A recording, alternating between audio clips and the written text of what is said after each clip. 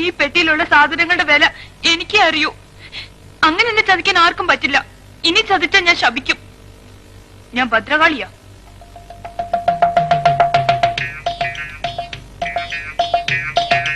ഞാൻ ജീവന്റെ ജീവനായി കൊണ്ടു നടക്കുന്ന വിലപിടിപ്പുള്ള സാധനങ്ങൾ ഇതിന്റെ ഉള്ളില്. ആർക്കും അതിന്റെ വില മനസ്സിലാവൂല. എനിക്കേ അറിയൂ.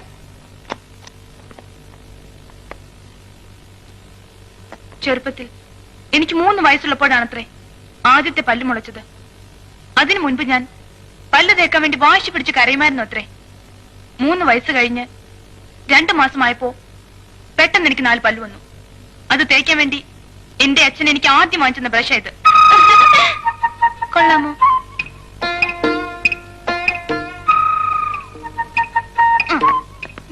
എല്ലാവരും ഇത് കണ്ടോ? എന്റെ 3ാമത്തെ വയസ്സില് പിറന്നാൾ നമ്മ കൈകൊണ്ട് തുന്നി ഉടുപ്പാ. ഇത് ഞാൻ മരണം വരെ കളയൂല.